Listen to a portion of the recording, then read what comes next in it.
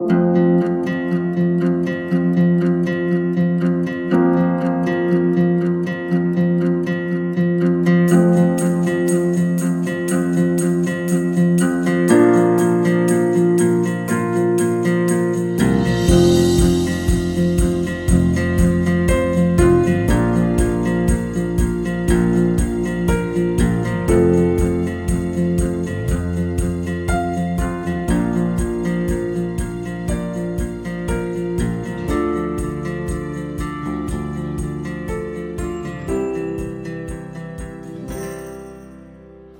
episódio de hoje, o assunto é genética e envelhecimento.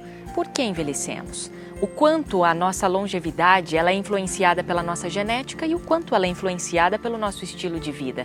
O que uma pessoa que viveu mais de 100 anos pode ensinar pra gente? Isso e muito mais a partir de agora no Longe Viver.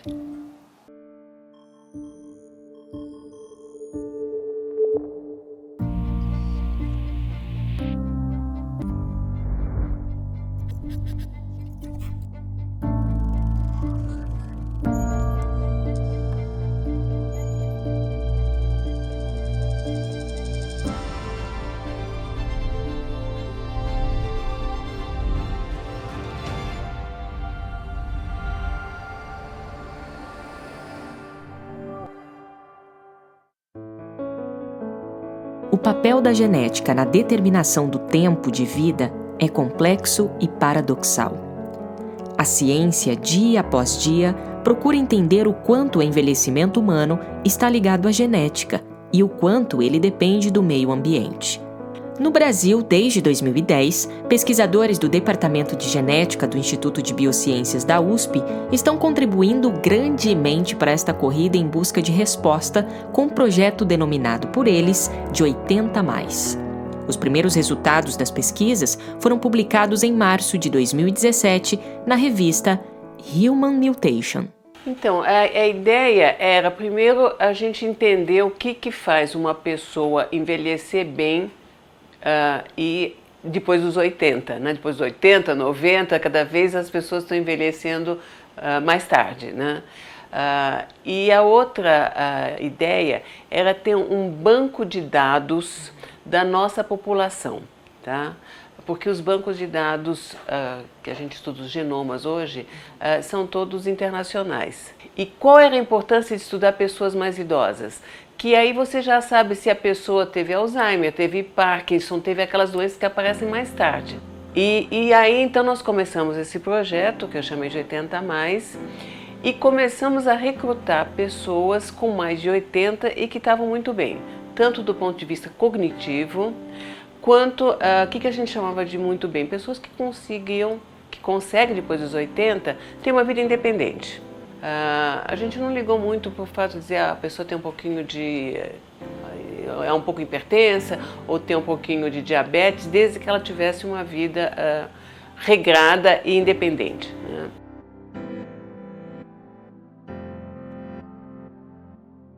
Com um foco bem ajustado em entender os mecanismos para uma longevidade saudável e autônoma, o Projeto 80+, começou a dar passos mais largos em direção a isso quando contou com a colaboração da Faculdade de Saúde Pública de São Paulo, que também já estudava pessoas com mais de 60 anos. Então nós juntamos as duas coortes e hoje nós temos mais de 1.500 pessoas que foram estudadas e 1.300 a gente conseguiu fazer o genoma dessas pessoas, né? Então estudar o genoma todo. E além disso, nós tivemos uma outra contribuição do professor Edson Amaro, que é professor da Faculdade de Medicina e do Hospital Albert Einstein, para fazer a ressonância magnética do cérebro dessas pessoas. A gente tem uma amostra única onde a gente pode comparar como é que é o cérebro de pessoas que estão muito bem depois dos 60, 70, 80 anos, né? E como é que é o genoma dessas pessoas, né? fazer associações.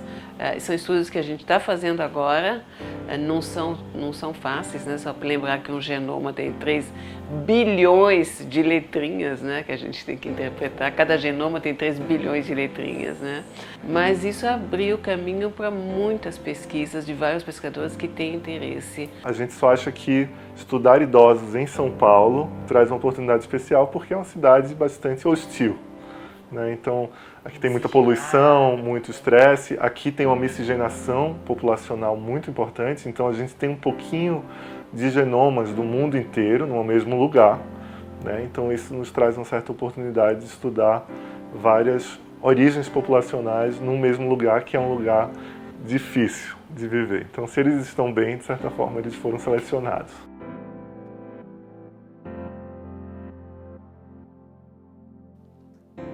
O povo brasileiro é um fenômeno da miscigenação, da mistura de raças. Por conta disso, o Projeto 80+ conseguiu identificar resultados interessantes. O primeiro deles é que a nossa população é detentora de 2 milhões de novas variantes genéticas, que ainda não tinham sido constadas em bancos de dados internacionais.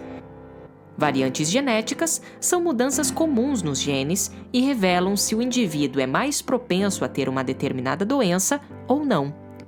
Mas as descobertas do 80+ não pararam por aí.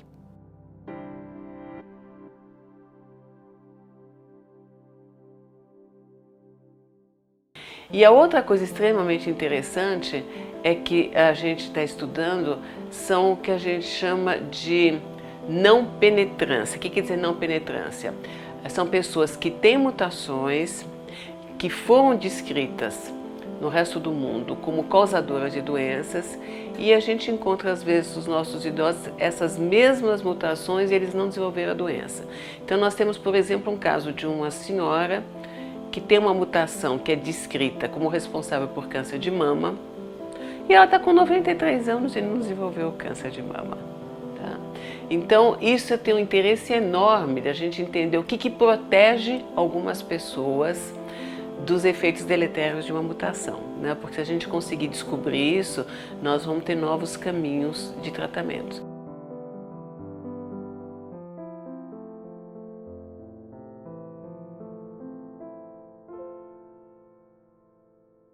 Mané Dionísio da Silva, nasci em 1905. 113. 113 anos completei. Quando fiquei sabendo da história do seu Manuel, logo procurei meios para conversar com ele. O registro de identidade comprova a sua idade, mas ao conhecê-lo, isso era o de menos. A simplicidade era o seu cartão de visita. Seu Manuel, o senhor nasceu aonde? Palmeira dos Índios, Alagoas. Alagoas. Como é que o senhor veio parar em São Paulo? Porque tinha que virar o mundo, né? É, Nunca mais voltou para Alagoas? não, Não tem vontade? não, que eu não gostei no canto do meu pai estar enterrado. Não, Gosta mais daqui mesmo? é daqui. Qual foi a sua... Do que o senhor trabalhou na vida? Como foi seu sustento? Eu trabalhei em tantos serviços no mundo que eu não sei. De usina, armazém, de estalaria, cortando cana. Tudo eu fiz na minha vida. Terminei o resto em Fredeira, dentro da cidade de União de Farmária. O senhor foi para a guerra? Fui batalhador de guerra e ainda sou homem para lutar com guerra. Sou, O senhor é forte, então? graças a Deus. Batalhador na vida, Seu Manuel, o senhor é feliz? graças a Deus. Sou feliz até hoje. Quantos filhos o senhor tem? Entre vivo e morto é 28. Eu nunca estudei. Nunca estudei na minha vida. Seu Manuel, o senhor tem celular? Eu não carrego nada, nem de relógio eu gosto. Mas já mexeu num celular? Não gosto de essas coisas.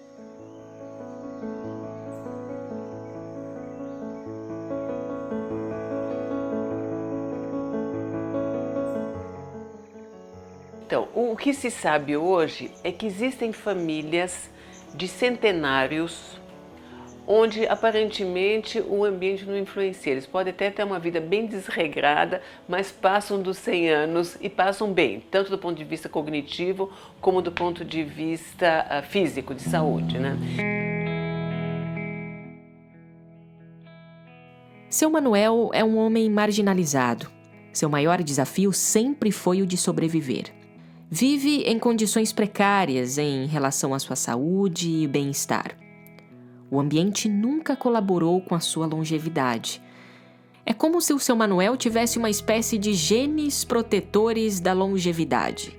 Foi isso que intrigou o cientista Nir Barzilai, que coordena desde 1998 o projeto dos genes da longevidade, que investiga o material genético e o histórico médico de mais de 600 idosos. No começo das pesquisas, Barzilai ficou intrigado com os irmãos Kahn, que nasceram em Nova York na década de 1910 e que, mesmo não dando importância a hábitos muito saudáveis, viveram até os 102, 107, 109 e 110 anos. Após isso, muitos idosos foram estudados e Barzilai, mais uma vez, pôde observar que metade desses superidosos pesquisados estava em sobrepeso, nunca fizeram exercícios e muitos deles fumavam. O que de fato proporciona longevidade a essas pessoas, mesmo não tendo um estilo de vida considerado ideal?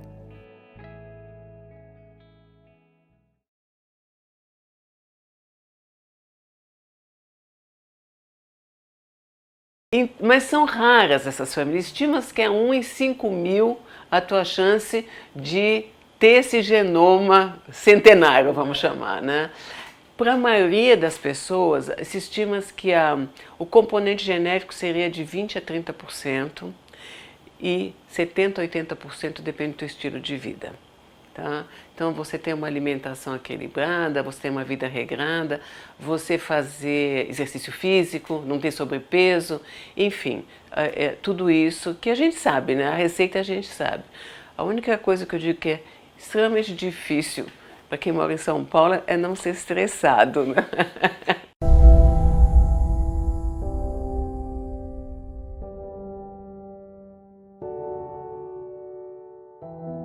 Eu tenho filho, eu tenho neto,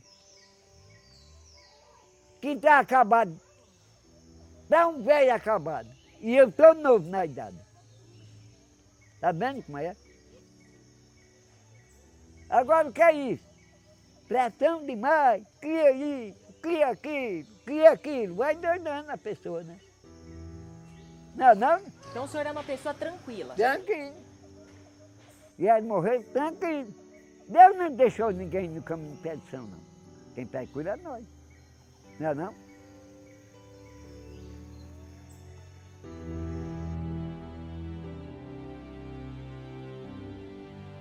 A gente tem que lutar para viver com qualidade. Os americanos usam o termo lifespan e health span, quer dizer, expectativa maior de vida, mas expectativa com saúde. Não adianta nada se viver muito se você não tiver saúde, tanto do ponto de vista físico como cognitivo, né? Quando você separa os casos de pessoas que portam mutações causadoras de doenças mais graves que afetam antes, você sobra, na verdade, com uma contribuição talvez até equivalente. Por quê? São pessoas que precisam de um estilo de vida. O estilo de vida ele contribui muito fortemente, né? Então, as pessoas que consomem menos açúcares e gorduras vão ter menos diabetes e problemas vasculares. E, certamente, uma contribuição genética combinatória. Então, você tem ali, a pessoa ela tem os vasos mais flexíveis, que tem proteínas que acumulam menos nas paredes, ela tem uma melhor troca celular, ela tem um sistema imunológico que combate um começo de câncer muito antes dos outros e ele não se espalha, por exemplo. Então, há um componente genético, isso é claro, isso só não é necessariamente muito forte de um gene só. Ele deve ser uma combinação de muitos genes que auxiliam esse sistema todo funcional.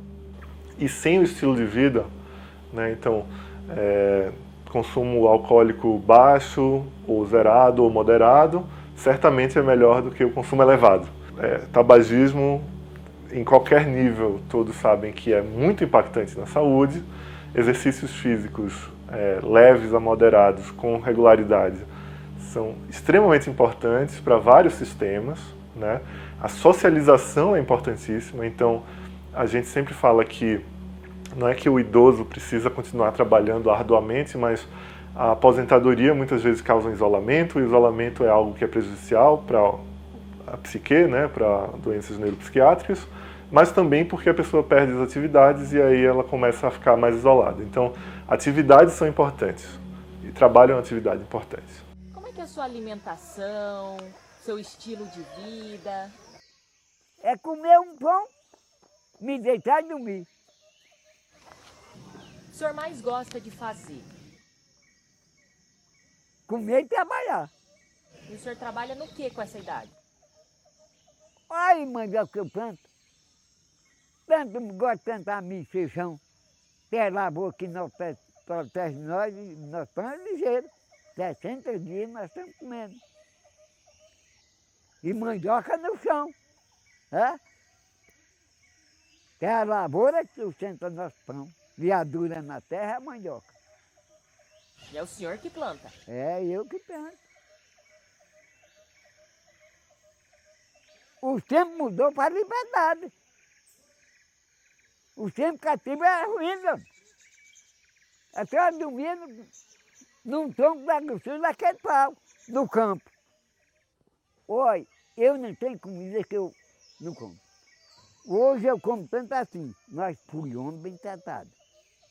Eu trabalhava no machado, entrava dentro da mata, botava a panela no fogo, já levava meio quilo de queijo, uma banda de uma raspadura. Na hora que eu vinha almoçar, eu desmanchava uma fuba todinha dentro da panela e comia tudo. Hoje eu como tanto assim. Por que envelhecemos? O que acontece biologicamente em nossas células que aciona uma espécie de contagem regressiva a partir do momento em que nascemos? Por que a gente envelhece? Bom, todo mundo está querendo entender melhor, né? Mas as nossas células vão envelhecendo, elas vão acumulando substâncias tóxicas, né?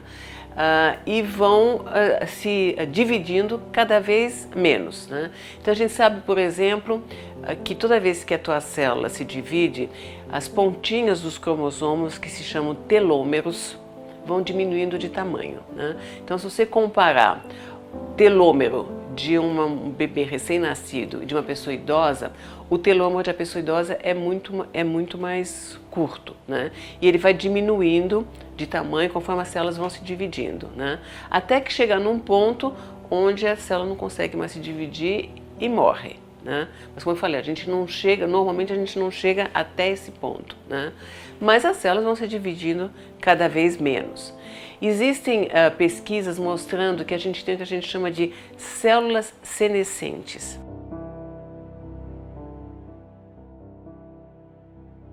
Essas são células que vão surgindo com o avanço da idade e que vão excretando substâncias tóxicas e infectando outras células saudáveis ao redor.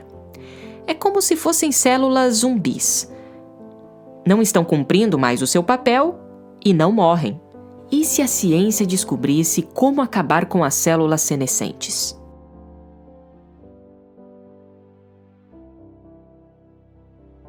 Então fizeram, por exemplo, pesquisas com camundongos recentemente bem interessantes, mostrando que você pega camundongos jovens e você injeta essas células senescentes, ele tem um envelhecimento acelerado, o camundongo.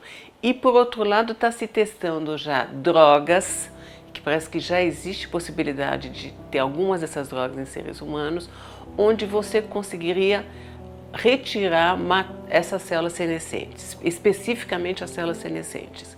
E aí, de novo, eles testaram isso em camundongos idosos e os camundongos, então, tiveram uma qualidade de vida muito melhor, né?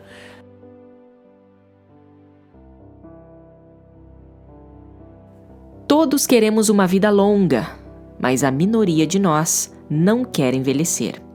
As respostas ou as perguntas para este fenômeno biológico estão nas células. É lá, num mundo tão pequeno, que se concentra a mais vasta quantidade de informações sobre a vida.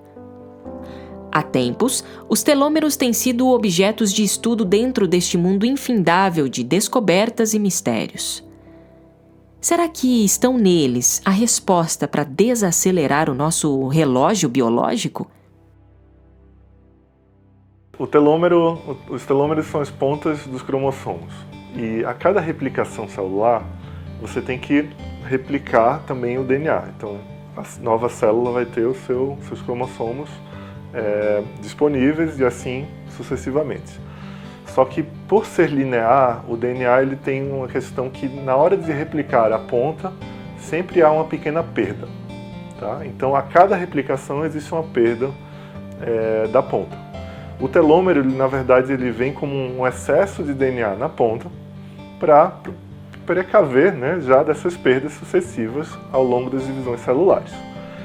E isso ficou muito estabelecido porque você consegue, de fato, medir o telômero numa célula mais primária e numa célula mais final, e o telômero ele diminui de tamanho. A gente não sabe se os idosos saudáveis eles tinham telômeros já maiores no início. Então, eles de fato têm, se você comparar populacionalmente, eles têm os menores telômeros porque eles já têm uma idade mais avançada. É uma curva que ela vai diminuindo de fato. A gente não sabe dizer qual que era o tamanho dos idosos mais saudáveis, se eles já tinham um telômero maior lá no início. Então, quando se descobriu, né, que os telômeros têm a ver com o tamanho com a idade celular, todo mundo disse assim, tem uma enzima que chama telomerase e que mantém o tamanho do telômero. Então a primeira ideia é assim, vamos dar telomerase para as pessoas. Só que essa telomerase e os telômeros aumentados estão em células cancerosas, tá? Tanto é que são células que se replicam indefinidamente, por isso que o tumor te mata, né? Então tem que tomar muito cuidado, né? Chegar num equilíbrio onde você tá bom, eu quero ter um telômero um pouquinho maior, mais comprido, mas não chegar ao ponto de ter risco de ter uma doença, de ter um câncer, né? O senhor é aposentado hoje? Tô. Dá para viver com essa aposentadoria? Puxa, eu vou roubar? E será pela presidência, né? Quem pode me proteger? A presidência. Eu não quero lutar com questão.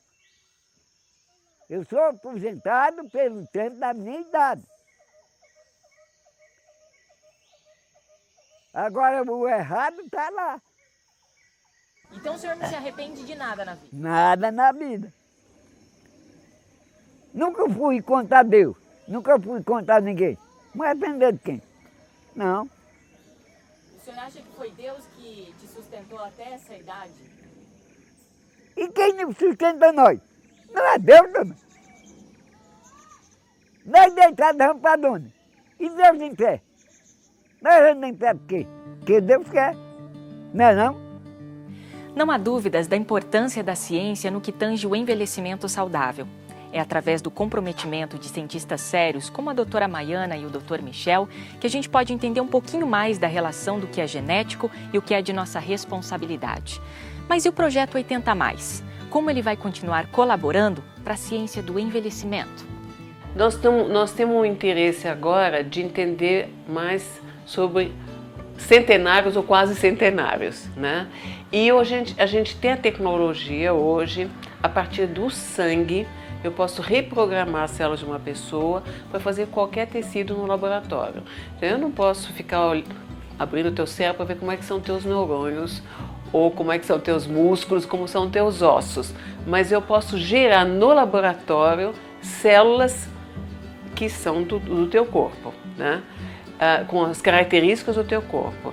E então a gente quer, como a gente consegue agora a partir do sangue, que antes a gente não conseguia, a gente tem interesse de fazer isso com pessoas saudáveis com mais de 95 anos. E entender como é que são os neurônios dessas pessoas, como é que são os telômeros, como é que são as mitocôndrias, que são as estruturas que dão energia para a célula, né? Enfim, a gente tem uma porção de questões que a gente quer responder estudando essas células no laboratório. O nosso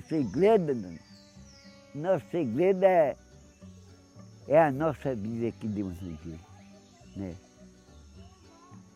Nós respeitar o que Deus fez, né? Que nós não fizemos nada na vida. Tudo quem fez foi Deus, nós tudo, né? E ninguém não quer fazer o mandamento que Deus fez, né? Então o segredo da longevidade é obedecer a Deus? É obedecer a Deus.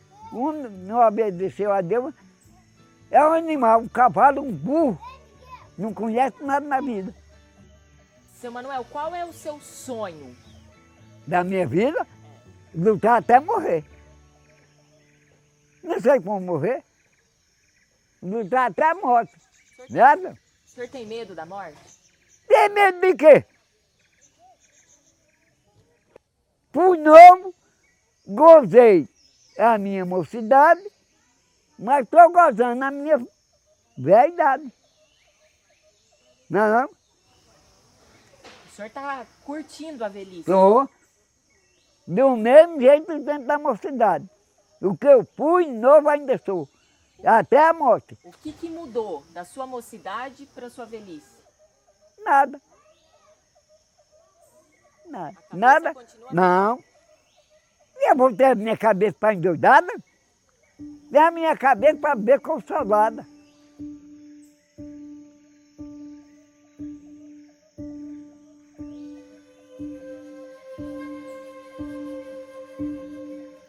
E o que esperar do amanhã? No campo da genética, teremos tecnologias capazes de editar genes para curar doenças e aumentar o nosso tempo de vida. Mas a pergunta é: vamos saber lidar com essa revolução? Enquanto isso, já sabendo que 70% para uma vida boa depende de mim e de você, já temos informações o suficiente para nos ocupar.